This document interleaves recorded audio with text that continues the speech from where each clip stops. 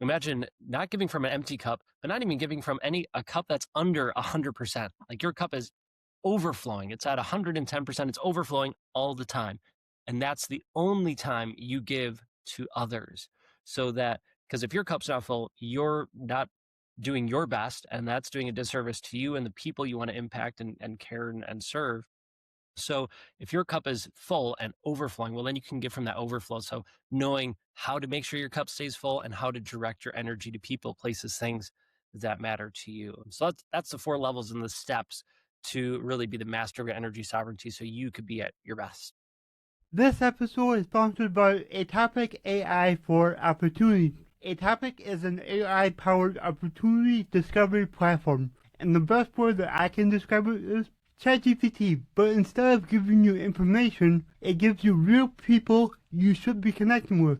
Whether you're looking for clients, partners, investors, job prospects, or high intent leads, Topic makes it simple. You just type what you're looking for, and the AI thinks through thousands of signals, and then surfaces verified prospects with context, not random lists. It even helps you follow up, nurture conversations, and track your pipeline. What I love about Atopic and why I'm excited to have them as a sponsor is that they're solving the biggest problem in business growth, finding the right people at the right time. If you haven't yet, go to atopic.com and try it. It's one of the smartest tools out there for people trying to grow their business. All right, so today we have Spencer Jones, and this guy's awesome. And he's really awesome because I had to reschedule with him 3 times, and he's totally okay about it. So, but yeah, Spencer, can you tell the audience a little bit about yourself? Yeah, thank you, Nick. I'm so happy to be here. And yeah, no worries about rescheduling. Life happens, right? To all of us. And so yeah, a little bit about me. I love helping people live their life to the max. So get the most out of life, whatever that looks like. So enjoy it, savor it, be in the moment, and not have that mental overwhelm and stress that can weigh us down at times. Definitely, for sure. I know all about that. Going through a lot of stages in my life where I'm stressed out and overwhelmed, but over the years, through my own self development journey, I learned different techniques to deal with that. Now, for you, with what you do, what are some of those techniques that you help people with? Yeah. What I've noticed is, at least on my journey, I learned a lot of hacks and tips and different things to help along the journey. So things like breath work, meditation, working out, going up for walks or out for walks, and just moving my body in ways that work for me. So, and I invite everybody to do that. And so for many years. I was a middle school and high school choir director for 9 years. So when I learned about personal growth and how to have that mindset, and then as I became a full time entrepreneur, I tried carrying these things over. But what happened is I was still riding this roller coaster of emotions. So I'm answering your questions in a slightly long-winded way, but like I was feeling really good, and then I felt like crap because my energy was low and I was overwhelmed and stressed out. And I'm like, oh, I know what to do. So I did some of the things, and I meditated or I did some breath work. I felt better, maybe not great, but better. And then some days it was better, some days the next day it was worse. And it was this constant roller coaster.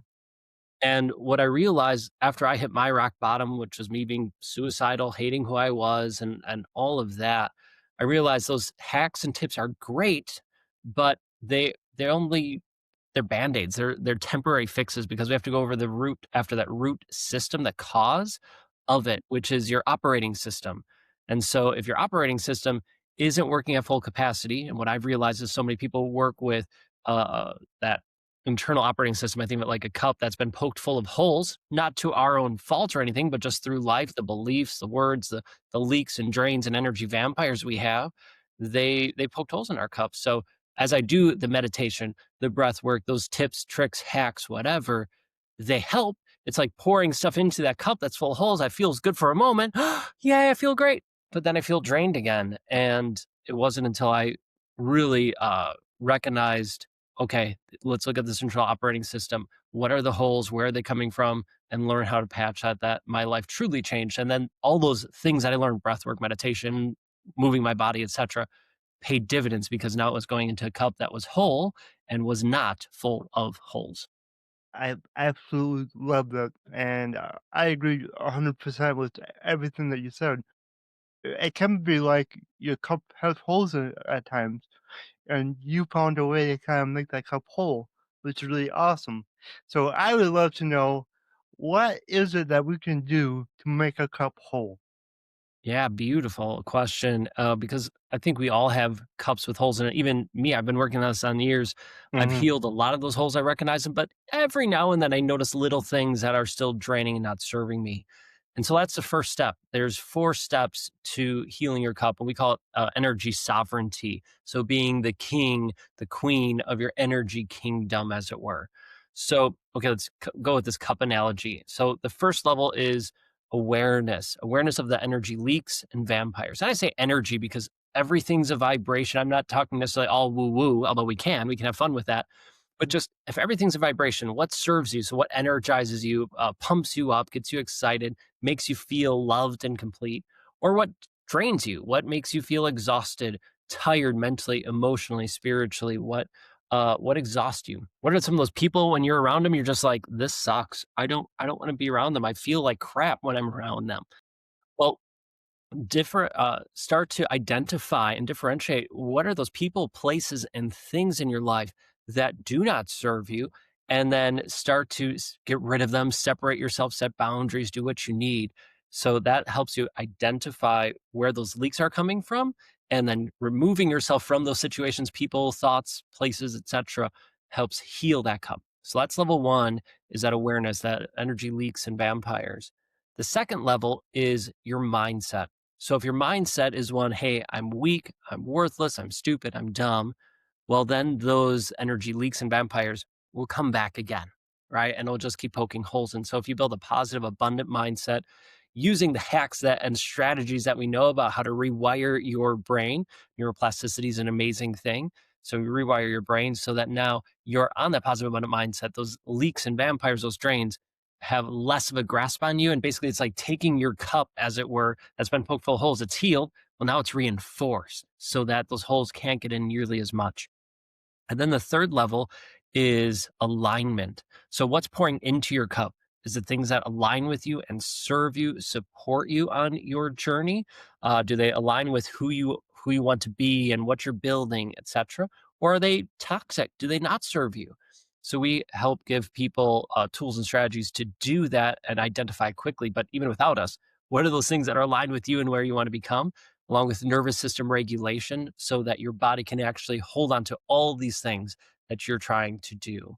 And then the fourth level is we call it radiate, basically shining your light. Imagine not giving from an empty cup, but not even giving from a cup that's under 100%. Like your cup is overflowing. It's at 110%. It's overflowing all the time. And that's the only time you give to others. So that, because if your cup's not full, you're not doing your best. And that's doing a disservice to you and the people you want to impact and care and serve. So if your cup is full and overflowing, well, then you can give from that overflow. So knowing how to make sure your cup stays full and how to direct your energy to people, places, things that matter to you. So that's the 4 levels and the steps to really be the master of your energy sovereignty so you could be at your best. I love all of that, and, like, to start out, like, pay attention to the things that drain you and the things that give you energy, and I like that you talk about people because a lot of times we don't really take that into, consideration, and I know that when I was on my journey at the beginning, I did start to realize the people that drained me, and you don't have to, like, eliminate them from your life completely because some people you can't because they're family, but you can limit your time around them, so I spend less time with those people, and I spend more time with good people that pick me up and give me more energy. So, I think it's awesome that you talked about that. Well, thank you for sharing that. And you're right, people is such a big category of those energy vampires. And there's people who serve you, who love you, fill you up with joy and love and all that, which is excellent. And you want to be around more of those people, and even people who challenge you to be a better person, right? So, okay, like it's not just all warm and fuzzies that you're around. It's, yes, those people, but also the people who challenge you to be better in a positive way. But you're right. There's people in our lives who drain us, who don't serve us. You think of the uncle who comes over at Thanksgiving time or Christmas, and you're just like, I don't want to be around that person. They drain me. Or negative coworkers or friend circles that, maybe you were friends in high school or you're a part of this group and you're right. Sometimes we need to set a boundary and be like, nope, I'm no longer hanging out with them. I'm not answering it. Maybe I tell them that. Maybe I just let the universe do its thing and I don't respond and we just naturally separate.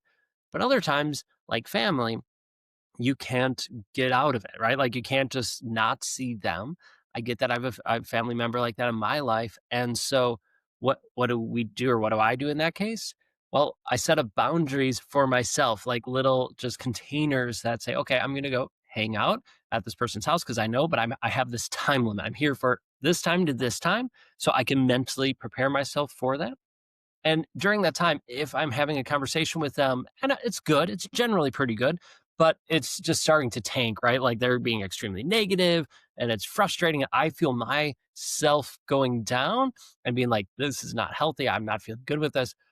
I, for one, end the conversation politely and then Mhm. I'll get up and leave. Like, oh, I'll let my dog outside, right? Or I'll Yep. go leave the room or I'll go out for a walk and come back. It's not like I'm leaving forever, but just a little breather and reprieve for me to reset. And usually at that point, with at least the person in my life, then they're reset enough that they're not going down the negative pathway. Not that I have to say or do anything; they've moved on. And so, just finding those little hacks and strategies can help you uh, when you can't get out of it. Those are some excellent tips, like, so excellent. Then another thing you talked about is your mindset. You're, oh, like, aware of in the world. I say it like that because one thing that I noticed is the more I improve my mindset, the more positive I am, the more that I pay attention to the good and not the bad, the better the world becomes. The world didn't change, I changed. And I only recognize the good things and I try to just block out the bad. Right. Right. It's not that there's not bad out there, that there's not Mhm. the negatives out there. No, they're there. And it's not even necessarily about turning a blind eye to it totally and ignoring it, like just putting your head in the sand. It's life's algorithm is what I like to call it. What you Exactly. Right? What you Yep. focus on, you get more of. Mhm. So if you focus on the good, the positives, all of those great things in life, well, then life is going to reward you just like social media does. You hang around it for half a second longer, it's going to show you more of it. Well, same thing with life. You look for those positives, good things. It's going to start showing you more. Yes, here's positives, here's good things. Oh, yep, here's the negatives or whatever. You can look at it, adjust it. Maybe you need to process, work through some things at times. Great. But then you keep your eye towards those positives, that half glass full, the silver lining, as it were, and continuing to look for that and sharing that out with the world, man, it changes your algorithm of everything you see and experience in life in a positive way. And it's not just ooh hippie whatever stuff. Like you can look at the science behind it of how your brain wires together, and you can rewire your neural pathways from a negative neural pathway and one that's focused on all the negative different things in your life to the positive one that's looking at the positives in life. And it can happen faster than a lot of people think. It does take work and effort. You have to be intentional about it, but it doesn't have to be this drawn out long process either. Yeah, I think one of the things that really helped me with that is one of my I call him a mentor because he has a podcast called The Mindset Mentor, Mm, and it's an amazing, podcast, but what he says is recognize every time that you have a negative thought. So that's step one because that takes a lot to just, like, catch yourself. Like, "Oh, hold on, why did I think that way?" And every time you can catch yourself, you need to flip it to a positive thought about that situation. And the more you do that, the more the the positive thoughts come before the negative. So that's kind of one thing that I worked on over the years, and it helps a lot. And I'm not perfect, but I still catch myself and then I think of something else, you know? Well, and none of us are perfect, right? No. I've been doing this for years and years, and I still get negative at I'm negative at points. I catch myself faster, but it still happens.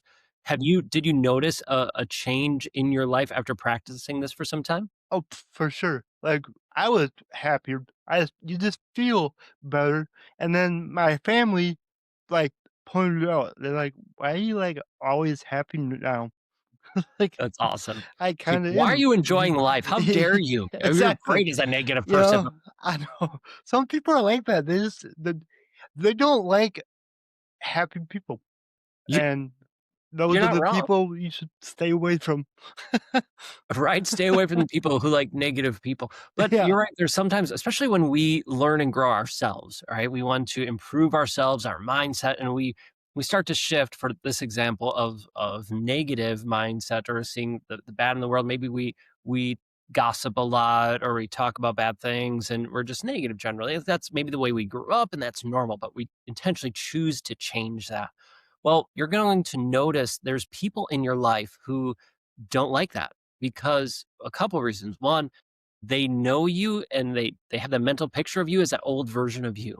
And change for them might be difficult or hard. And it's like, well, this isn't you. This isn't the person I've known for 6 months, a year, 20, 30 years. This is, well, who are you now? And you're like, well, I'm still me, but I'm happier now. And they might go, I don't like this person because they rather be around a person who gossips, who complains, who's negative, because that's where they're at.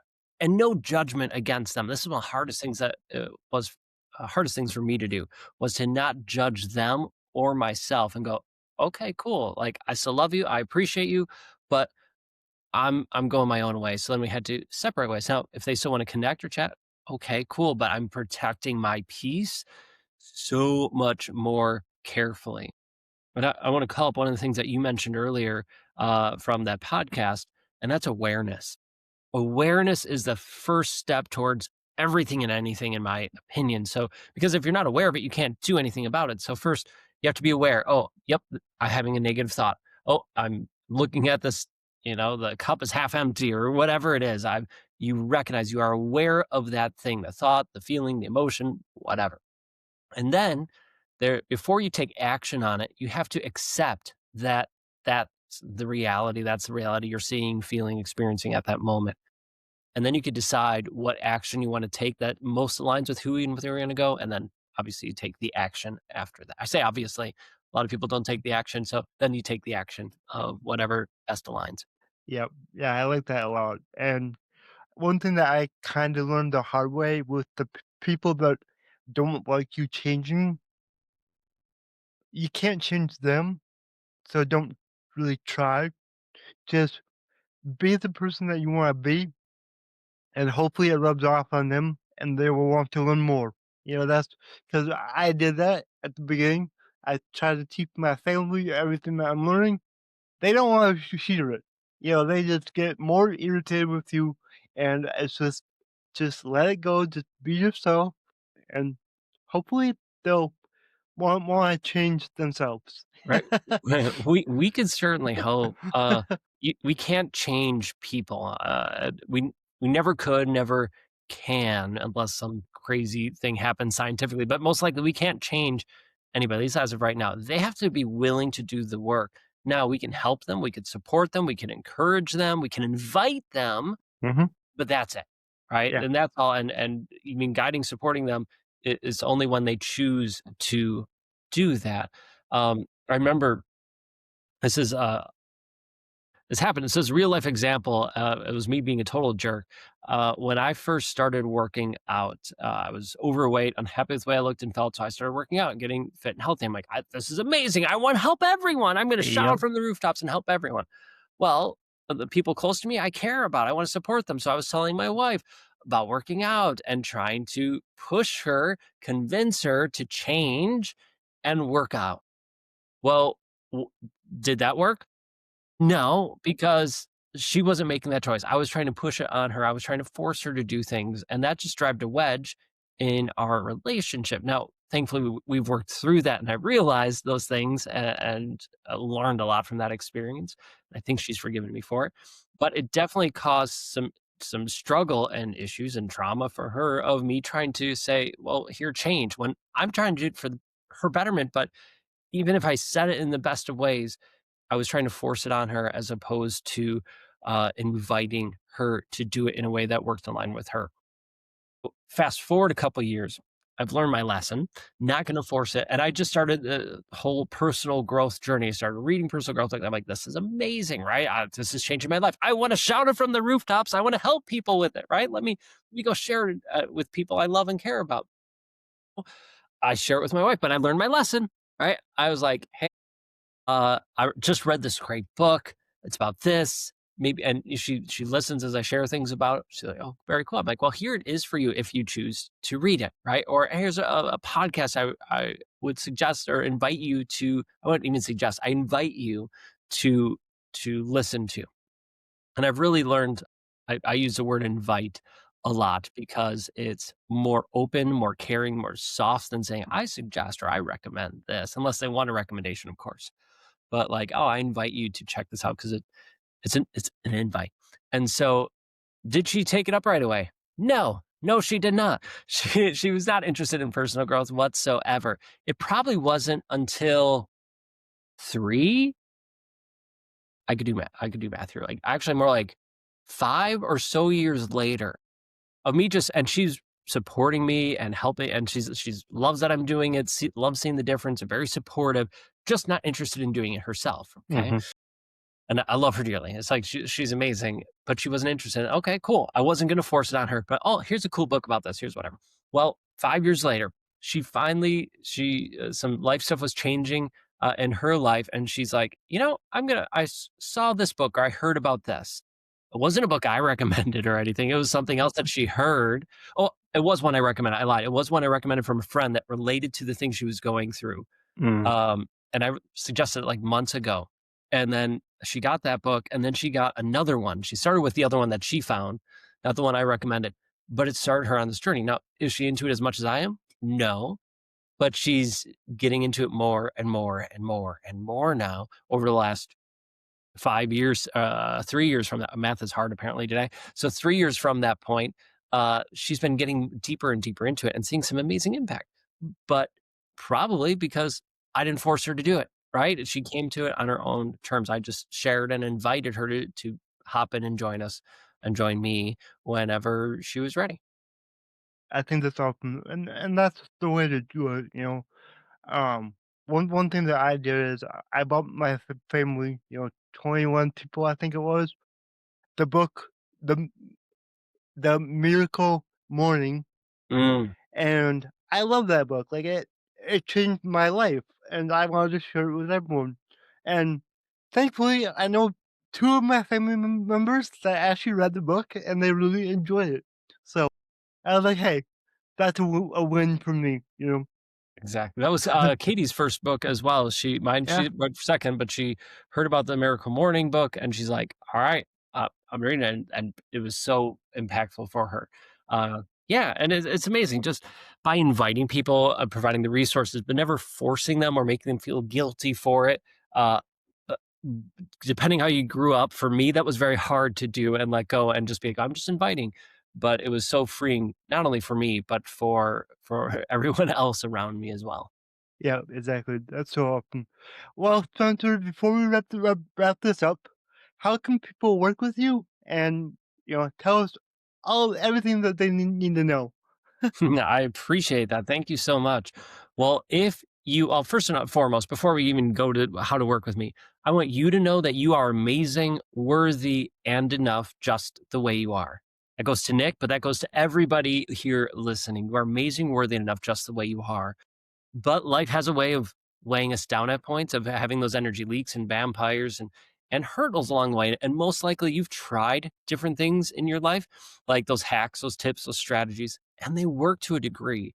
But if you're ready to go after that root cause and really have that strong cup that holds your energy, I would love to work with you, love to connect.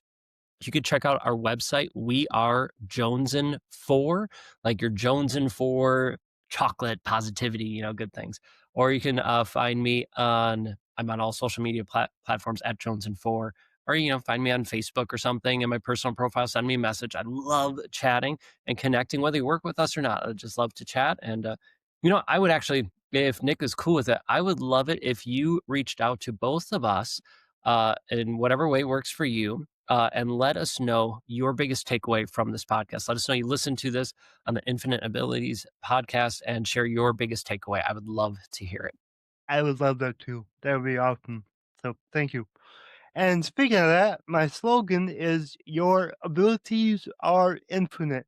What does that mean to you? What does that mean to me? My abilities are infinite. That means that no matter what happens in life, no matter where I'm at, how I am physically, mentally, emotionally, I still can do anything because my abilities are infinite, right? It might need to look different, be different than maybe it was before in my life or from other people, but that's okay. I could still have this incredible impact, live my life to the max because my abilities are infinite. Amazing, amazing. Well, Spencer, thank you for being on the show. This was incredible. Thank you for having me on. I am incredibly grateful. Keep shining your light, keep spreading this amazing message with the world. Thank you so much. Always. If you enjoyed this show, please go ahead and share it on your Instagram story and tag me in the Nick Your Heart. Also, go ahead and share it anywhere else that you see fit, because the only way that I can grow this is by you guys sharing it. I don't sell anything on here. I don't have any sponsors, so let's just get it out there by word of mouth and help more people. Alright, everyone, remember your abilities are infinite.